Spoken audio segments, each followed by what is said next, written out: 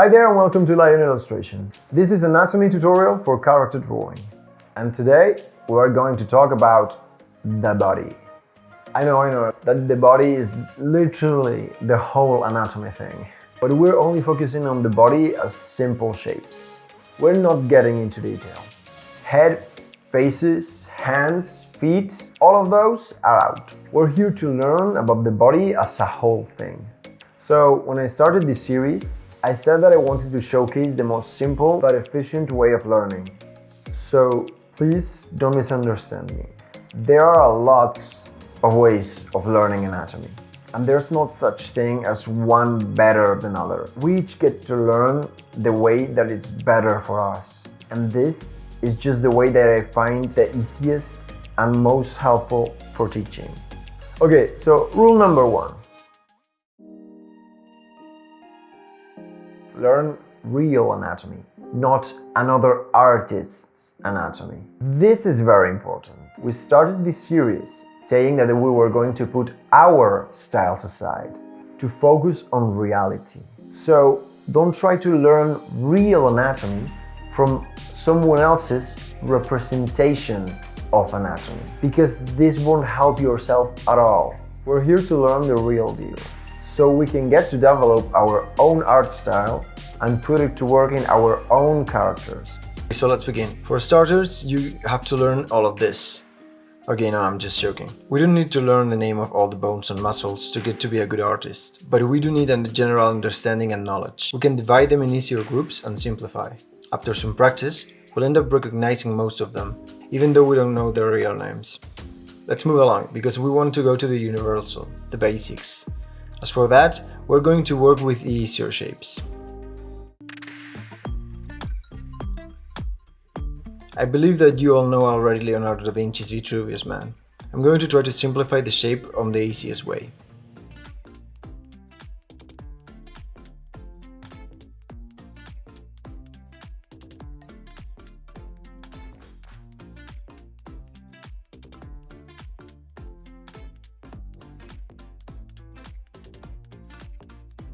Easy, isn't it? We got a head, a rib cage, some easy hips, a couple sticks and flexing points. When I'm working on a comic panel and I have to draw any person, I always work with this standard mannequin. After adding muscles, some fat, the hair, clothing, or even taking out a leg or two, it becomes almost anyone. This guy right here seems pretty simple, but it has a very important job. Let's get to learn some basics. The human body has some proportions that can change depending on the person, but we're working for now with this one, which is a pretty standard bone structure, and once we have mastered it, we will be able to apply that knowledge to whatever variant we want to make. The height on a body is one of the things that we have to keep consistent in our character. We don't want them to go from zebra to giraffe each time we change the panels, so that is usually measured with heads. The standard human proportion would be between 7-8 head size, and will be around 2.5 heads wide. But what is really interesting about this is that some parts of the body also follow some simple rules that we all know already because we see them every day, but we strangely forget when we have to get to drawing. The memory is a powerful tool, but it doesn't always work the way we want to. For instance, if I tell you right now to draw the nose of a deer, many people wouldn't be able to remember how it is from memory, and they wouldn't be able to draw it. But on the other hand, if I draw the face of 2 deers and one of them has a fake nose, you can easily tell which one is the real one. The memory works this way. Deep down, you have a good knowledge of things, but that memory is not enough for recreating them. In order to do that, you need to study those things. With the human body, it's the same. We all know some standards that help us recognize anatomy, and we can all tell when we see a drawing that it's out of proportion. But when we are the ones for drawing it, we are usually not that sure about how to fix it. Don't worry, we're going to name some facts here, so they can help when learning how to draw anatomy. Some universal rules for the standard body are: the middle part of the body is your crotch. It's also where the wrists are placed. The elbow is at the same height as the belly. The hands have a similar size to your face. The feet is the same size as half of your arm. Both arms and legs bend in the middle, and the half closer to the body always grows bigger than the one further.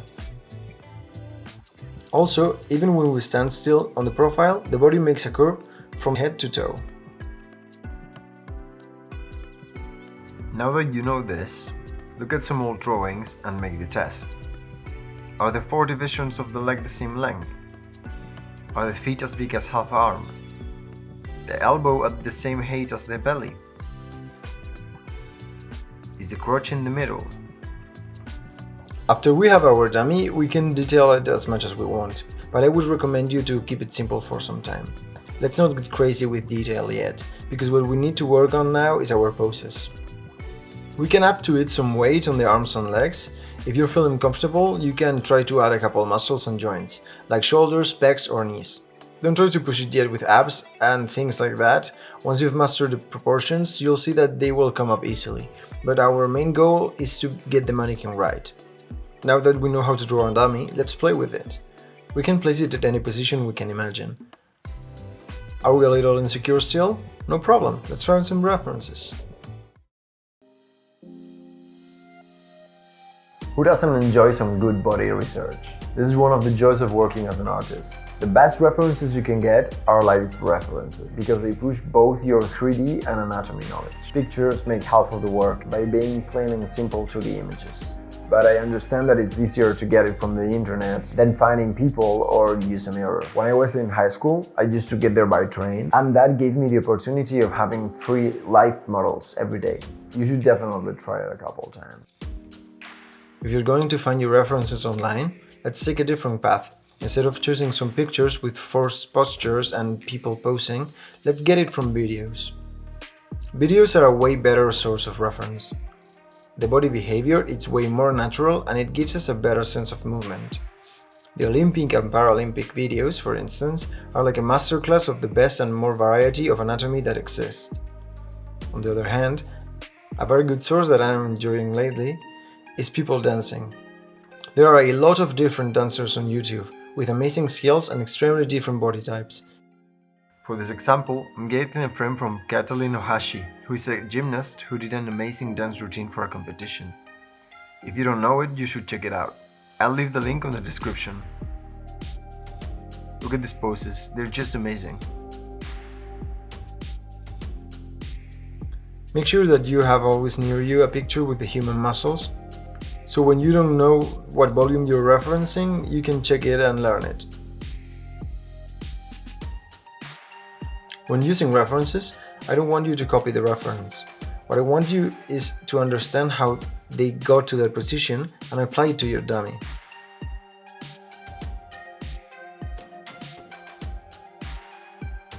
I need you to take this step seriously. You need to try your best to emulate the reference so you can translate it into other character shapes or styles.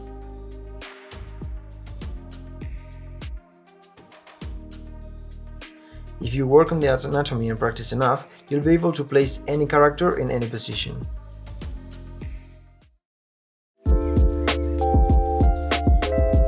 The importance of understanding these basics of anatomy rely on that most of the humanoid characters share the same mannequin.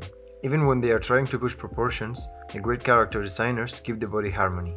Usually, when they make a cartoon, they play a lot with shapes, but they do it after having learned how does the human body work. It's not the same to create a character, making the choice of pushing proportions, than doing it because you don't know better. Learning all this before is necessary, so when you get to do an exaggerated character, you don't struggle with their poses. Because you can always count on the standard mannequin, and then you just need to translate it. I'm going to show some examples of what I mean. First of all, a fan favorite, Sora from Kingdom Hearts.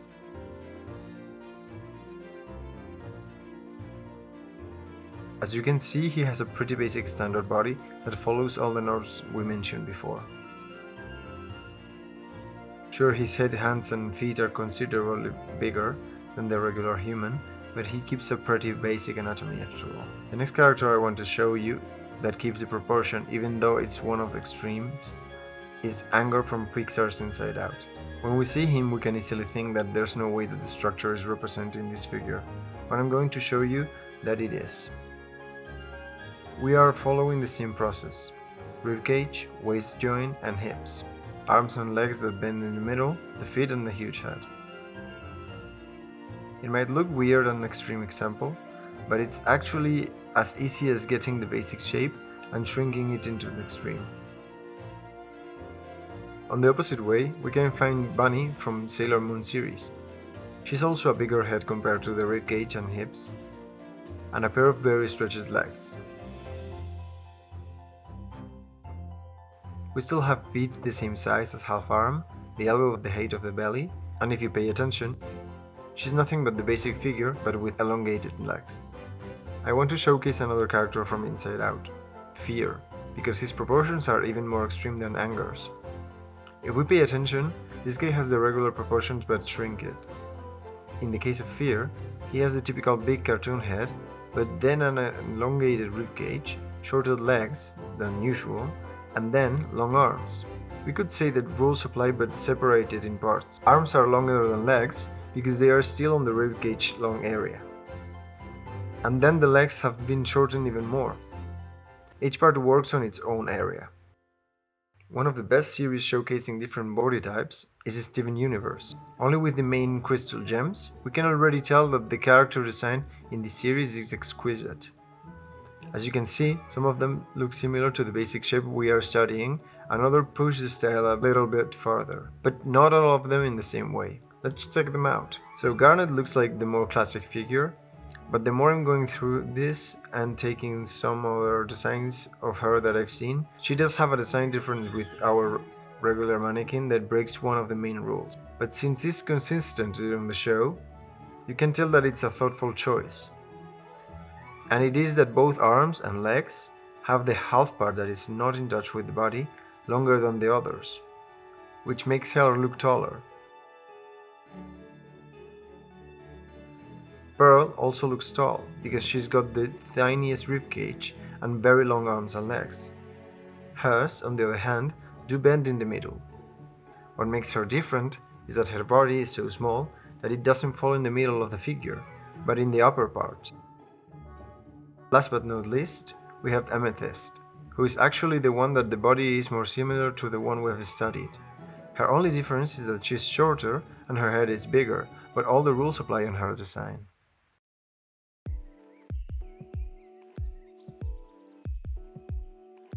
The last thing I want to do is show an example of how, with the knowledge of the basic figure, you can translate it in any character or style. I've chosen the character that seems to be the most difficult for this example, but I'm going to try my best to prove that it works. To help me out a little, I'm going to draw at the athlete the basic shapes to use them as a guide. I also have the ones from the character. They might not look anything alike, but they really are the same.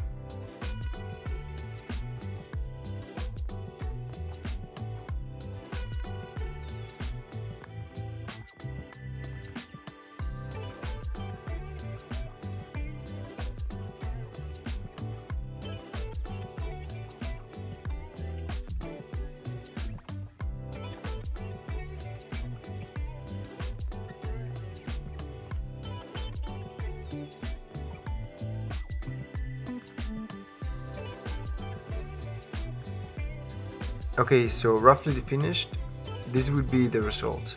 Of course, our dear Anger doesn't have the same grace or style than an Olympian, but he can definitely pull that move.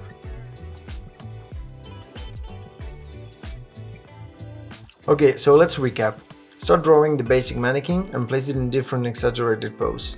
Keep in mind the proportion rules, so it keeps the same size during all your exercise.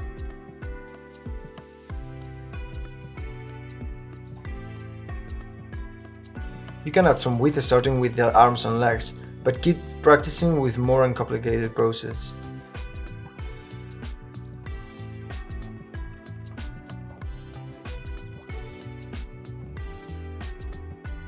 When you think that you got it, start working with some more accurate muscles and details, but keep it easy and simple. We're not here to make beautiful pieces, but accurate anatomy.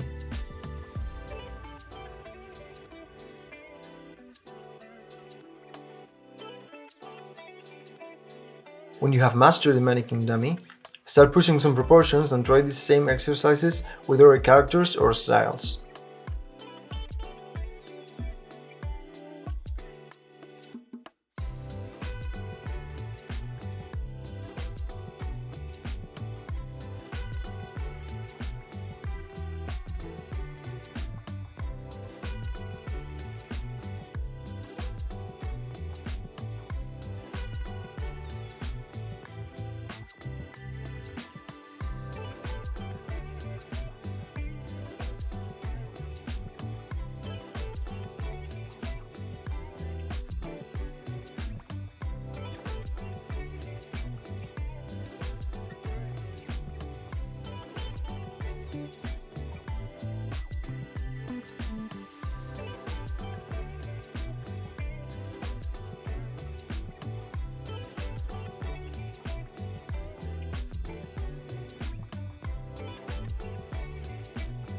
Okay, so for now, you have some work to do.